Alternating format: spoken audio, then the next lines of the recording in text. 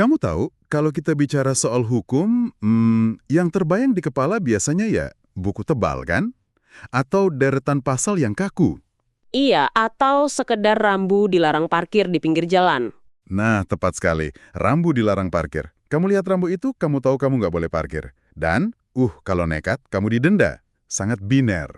Betul, boleh atau tidak boleh, hitam atau putih. Ya, dan di satu sisi, kepastian kayak gitu tuh menenangkan, ya kan? Kita secara alami menyukai hal-hal yang bisa diprediksi. Pasti, kita butuh rasa aman dari kepastian itu. Tapi ketika kamu mulai melihat lebih dalam bukan sekedar menghafal aturan, melainkan mencoba memahami arsitektur sosial di baliknya, batasan hitam dan putih itu tiba-tiba memudar, menjadi area abu-abu yang luar biasa rumit. Karena aturan-aturan itu tidak permai beroperasi di dalam ruang hampa. Hukum itu menempel langsung pada realitas interaksi manusia yang berantakan, penuh emosi, dan ya selalu berubah. Persis. Dan untuk kamu pembelajar sejati yang sedang mendengarkan ini, kamu yang tidak pernah puas dengan jawaban di permukaan, selamat datang di eksplorasi mendalam kita hari ini. Ya, kita akan membongkar kode tersembunyi yang mendikte setiap interaksi kita sehari-hari. Benar banget. Kita akan melihat bagaimana sebenarnya hukum bekerja mati-matian menyeimbangkan kepentingan individu yang berbenturan dengan kebutuhan kita akan ketertiban sosial. Karena hukum itu bukan cuma soal pengadilan. Tentu saja bukan. Hukum adalah arsitektur peradaban kita. Oke, mari kita bedah sama-sama. Sebelum kita bicara tentang tujuan akhir dari hukum, kita harus mundur selangkah dulu. Mengapa kita butuh aturan sejak awal? Pertanyaan yang mendasar. Maksudnya, mengapa kita nggak bisa hidup mengandalkan akal sehat masing-masing saja, gitu? Jawabannya bermuara pada satu realitas sederhana, gesekan. Dalam kehidupan sosial, setiap individu kan membawa kepentingannya masing-masing. Ah ya, kepentingan yang beda-beda. Betul. Terkadang kepentinganmu selaras dengan kepentinganku, dan kita bisa bekerja sama. Tapi, di banyak kesempatan lain, kepentingan kita berbenturan keras. Dan di saat berbenturan, itulah masalah muncul. Tepat. Di titik benturan inilah, hukum masuk sebagai alat kontrol sosial. Fungsinya memberikan batasan yang jelas tentang tingkah laku mana yang bisa diterima dan mana yang menyimpang. Lengkap dengan sanksinya, kan? Iya, lengkap dengan sanksinya. Kalau mengutip pandangan J.F. Glastra van Loon, hukum itu intinya ada untuk menertibkan pergaulan kita yang berpotensi kacau, menyelesaikan pertikaian, dan memastikan hak tiap orang terpelihara. Jadi, kalau kita bawa ke skenario sehari-hari, bayangkan kehidupan kampus. Ada dua mahasiswa, sebut saja mereka sedang menghadapi minggu ujian. Oke, situasi yang sangat stres. Banget. Dan keduanya butuh satu-satunya ruang belajar kedap suara di perpustakaan yang kebetulan punya colokan listrik. Kalau kita cuma mengandalkan akal sehat tanpa aturan tertulis, yang terjadi ya adu dominasi. Siapa yang lebih agresif, dia yang menang. Benar. Siapa yang paling berani berdebat atau suaranya paling keras, dia yang akan mengambil ruangan itu. Itu murni hukum rimba, kan? Dan kekacauan seperti itu tidak bisa menopang komunitas yang sehat. Nggak sustainable. Disinilah tata tertib perpustakaan mengambil alih. Aturan memotong adu otot tadi dan menggantinya dengan prosedur. Kayak misalnya ada aturan siapa yang mendaftar lebih dulu, dia yang berhak. Atau batas waktu penggunaan ruang maksimal 2 jam. Masuk akal. Jadi aturan itu memaksa mahasiswa pertama untuk berbagi setelah 2 jam. Dan menjamin mahasiswa kedua dapat giliran tanpa perlu berdebat kusir. Kalau melanggar, ya ada sanksi, dilarang meminjam ruang. Tepat sekali, konfliknya diselesaikan secara beradab lewat hukum. Tapi tunggu dulu, ada satu hal yang mengganjal pikiran saya. Apakah hukum itu sekedar mencatat kebiasaan yang sudah ada di masyarakat? Maksudnya bagaimana? Maksud saya, apakah orang-orang secara alami sudah mulai mengantri dan berbagi ruangan, lalu hukum hanya datang untuk meresmikannya? Atau sebaliknya, apakah hukum yang menciptakan kebiasaan mengantri itu sejak awal? Yang sangat menarik di sini adalah pertanyaanmu itu menyentuh jantung dari perdebatan klasik dalam ilmu hukum. Oh ya? Ada perdebatan soal ini? Sangat besar. Ada 2 cara pandang. Pertama, kita punya pemikiran dari von Savigny. Dia itu penganut gagasan bahwa hukum itu organik. Organik gimana maksudnya? Tumbuh sendiri gitu? Betul, hukum tidak diciptakan dari ruang kosong oleh pemerintah, melainkan tumbuh perlahan bersama budaya dan kebiasaan bangsa. Berarti, menurut Savigny, hukum selalu mengekor di belakang masyarakat dong? Iya, pembuat undang-undang itu fungsinya hanya memberikan legitimasi, kayak stempel resmi pada nilai-nilai yang memang sudah hidup di tengah warga. Akibatnya, hukum tertulis seringkali terasa tertinggal selangkah dari perkembangan zaman, kan? Pasti, karena masyarakatnya harus berubah dan membentuk kebiasaan baru terlebih dahulu. Kalau dipikir-pikir, itu sangat masuk akal untuk beberapa kasus. Misalnya aja, bertahun-tahun orang sudah terbiasa melakukan jual beli online, mentransfer uang lewat internet. Menciptakan aturan main mereka sendiri di forum-forum digital, ya kan? Benar. Dan baru belakangan, pemerintah sibuk merumuskan undang-undang soal transaksi elektronik. Hukum tertatih-tatih menyusul kebiasaan digital kita. Itu contoh yang sangat sempurna untuk teori Savigny. Tapi gini, saya merasa teori ini nggak bisa menjelaskan semuanya. Pasti ada momen di mana hukum harus memaksa kebiasaan baru, bukan? Nah, di sanalah pemikiran Roscoe Pound masuk. Pound ini melengkapi gambaran tadi. Dia tidak melihat hukum sekedar sebagai cermin pasif dari budaya. Lalu dia melihatnya sebagai apa? Dia melihat hukum sebagai proses aktif penyeimbang kepentingan. Ketika hukum menyeimbangkan konflik, hukum sebenarnya bisa melahirkan sebuah keadaan yang sama sekali baru. Disinilah ini menjadi sangat menarik. Jika kita ikuti alurnya Pound, hukum punya taring untuk secara aktif mengubah arah pergerakan masyarakat. Hukum bukan cuma rem, tapi juga kemudi. Tepat sekali. Konsep ini dikenal sebagai hukum sebagai alat rekayasa masyarakat atau social engineering. Pembuat kebijakan menggunakan hukum secara sengaja untuk menarik masyarakat dari kebiasaan lama menuju tatanan baru. Tatanan yang dianggap lebih ideal, ya. Saya bisa melihat ini beroperasi di kebijakan modern. Mari kita pakai contoh kampus lagi.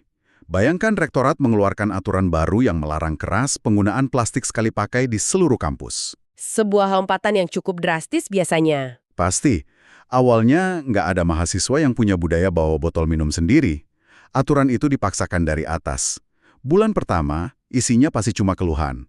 Mahasiswa merasa repot, kantin protes karena omset turun. Ya, di fase ini hukum murni mengontrol dan memaksa lewat ancaman denda. Tapi coba perhatikan apa yang terjadi pada tahun kedua atau ketiga. Paksaan itu mulai mengendap menjadi rutinitas, kan? Betul.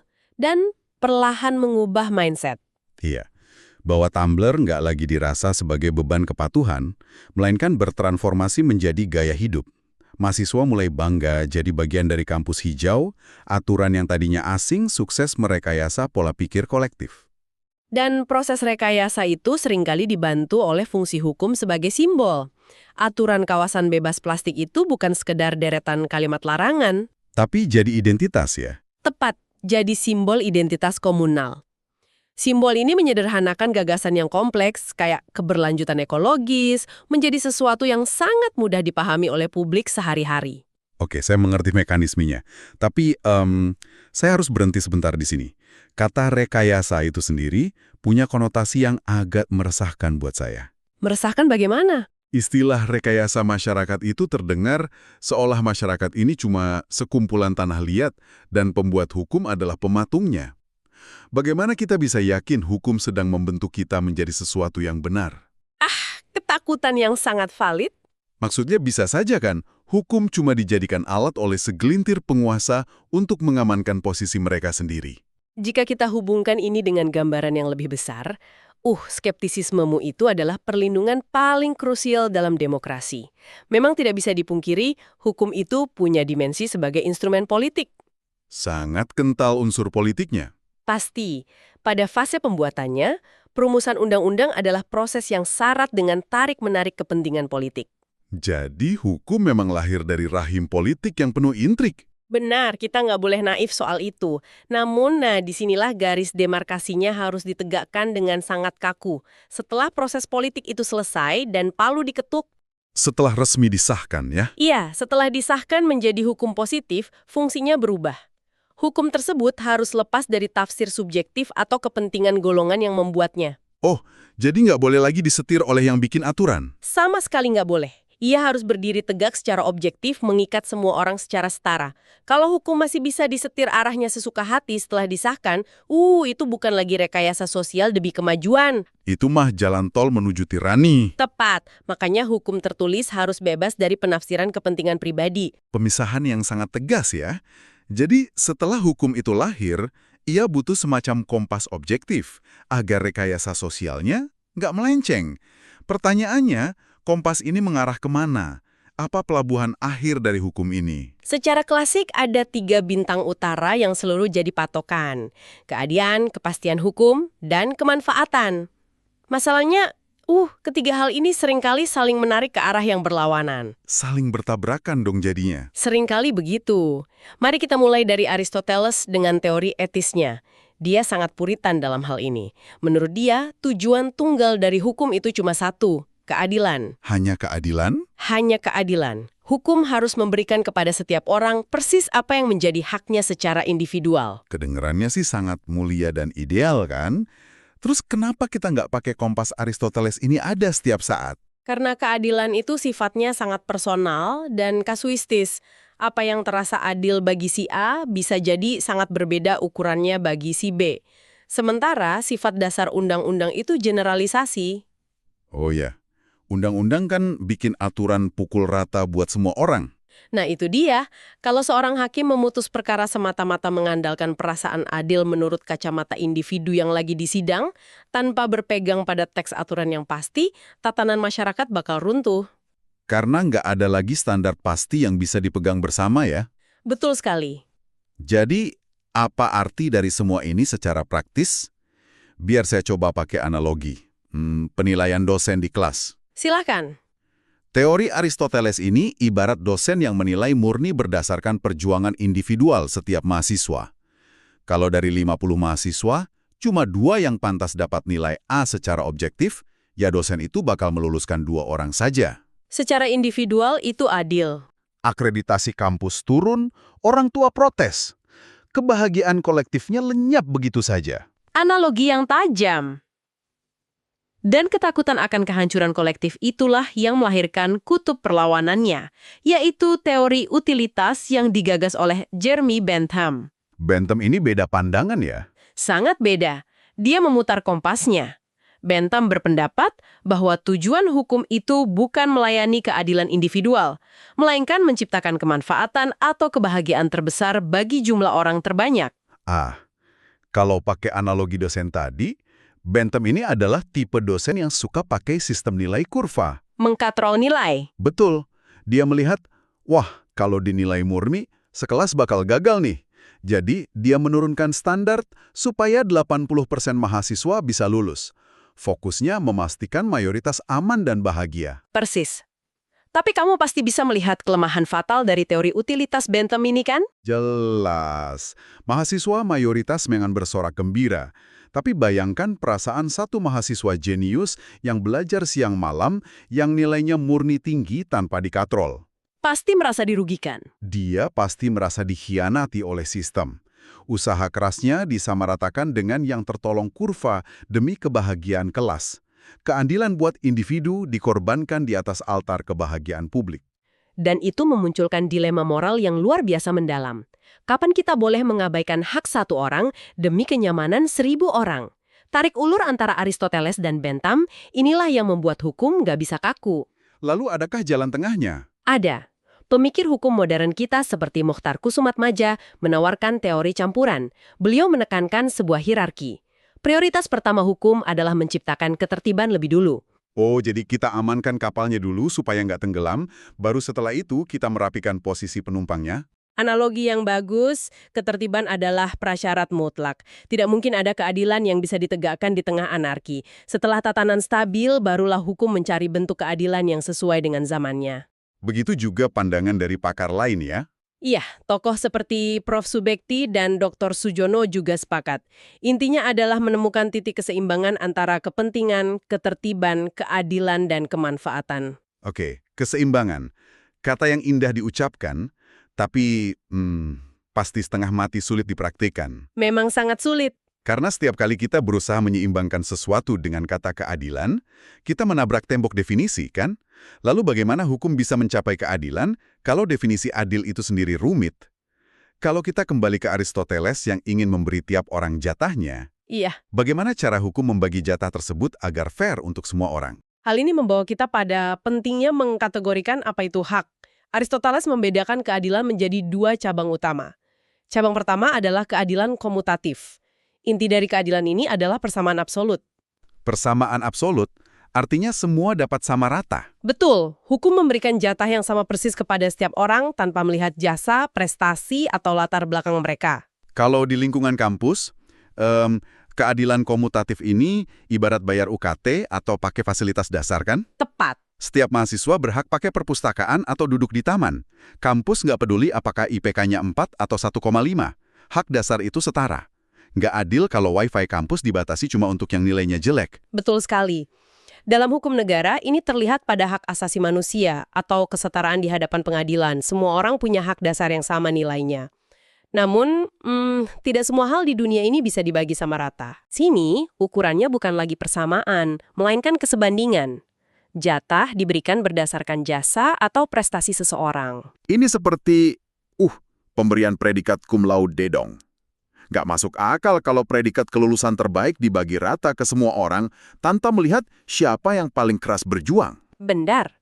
Keadilan di sini berarti ganjaran harus proporsional dengan usaha. Oke, jadi komutatif untuk hak dasar, distributif untuk prestasi. Tapi, bagaimana jika sistem distributif yang murni berbasis prestasi ini ternyata punya celah? Nah, disinilah pemikir modern John Rawls melangkah masuk dengan teorinya Justice as Fairness. Rawls melihat bahwa prinsip distributif ini punya satu titik buta yang besar. Titik buta seperti apa? Mari kita bayangkan sebuah lomba lari 100 meter. Prinsip distributif mengatakan bahwa pelari yang paling cepat menyentuh garis finish berhak mendapat medali emas. Masuk akal. Itu kan proporsional dengan usahanya. Kelihatannya begitu. Tapi Rawls mengajak kita untuk tidak cuma melihat ke garis finish. Dia menyuruh kita melihat kondisi di garis start. Oke, mari kita lihat garis startnya. Ada apa di sana? Ternyata, pelari A memulai balapan dengan sepatu khusus, berlari di atas lintasan aspal mulus, dan sudah dilatih secara profesional. Sementara pelari B? Pelari B tidak punya sepatu, perutnya kosong, dan lintasannya penuh lumpur tebal. Jika pelari A menang mutlak, apakah kita bisa bilang itu murni karena prestasinya? Ataukah kemenangannya sudah digaransi oleh struktur ketimpangan yang ada sejak awal? Wah, analogi ini langsung menghancurkan ilusi dari sistem meritokrasi murni ya. Tentu saja pelari A menang. Dia punya semua privilege. Persis. Kalau kita bawa ke kehidupan nyata, mahasiswa dengan IPK 4 mungkin cerdas, tapi dia juga mungkin tidak perlu kerja part-time sampai tengah malam dan dia punya akses ke buku mahal. Sementara mahasiswa dengan IPK 2,5. Mungkin otaknya sama cerdasnya, tapi dia kurang gizi dan harus bekerja membiayai kuliahnya. Betul. Menghakimi mereka murni berdasarkan garis finish terasa sangat kejam. Lalu apa solusi dari Rawls? Apakah ini sedikit bertentangan dengan konsep distributif Aristoteles? Rawls memperkenalkan apa yang disebut asas perbedaan. Dia tetap setuju ada kebebasan dan prestasi harus dihargai. Tapi, ada syarat keras.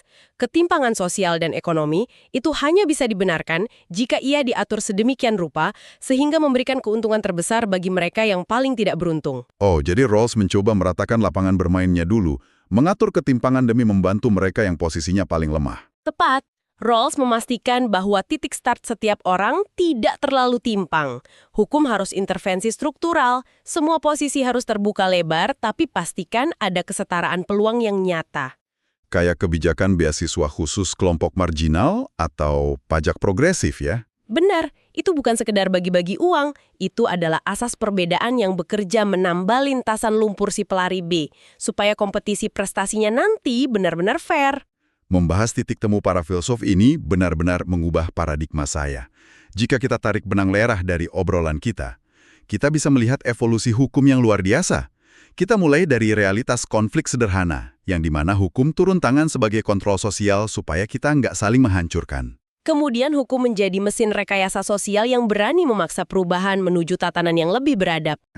Hukum harus terus menari di atas tali ketegangan, antara memberi kepastian, kemanfaatan publik, dan pencarian tanpa henti akan keadilan individual, baik itu komutatif maupun distributif. Pemahaman terhadap mekanisme berlapis inilah yang membedakan antara sekedar tahu aturan dengan memahami esensi keadilan yang sebenarnya. Sangat benar. Dan bagi kamu yang mendengarkan eksplorasi mendalam ini, memahami ini memberi kamu kekuatan super baru. Kamu nggak akan lagi melihat aturan di sekitarmu, entah itu aturan kampus atau di tempat kerja, sebagai sekedar teks larangan. Kamu sedang melihat arsitektur sosial beroperasi. Betul, ada gambaran besar di balik setiap pasal. Jadi, ini satu pikiran provokatif untuk kamu renungkan. Lain kali kamu melihat kebijakan baru dipaksakan di lingkunganmu, tanyakan pada dirimu, apakah kamu sekedar dikontrol demi ketertiban, atau kamu sedang direkayasa menuju tatanan baru? Pertanyaan yang sangat penting. Dan yang paling penting, versi keadilan milik siapa yang sedang diwujudkan oleh aturan tersebut? Versi Aristoteles, Bentham, atau Rawls? Teruslah mengamati, teruslah bertanya, dan sampai jumpa di sesi bedah materi berikutnya.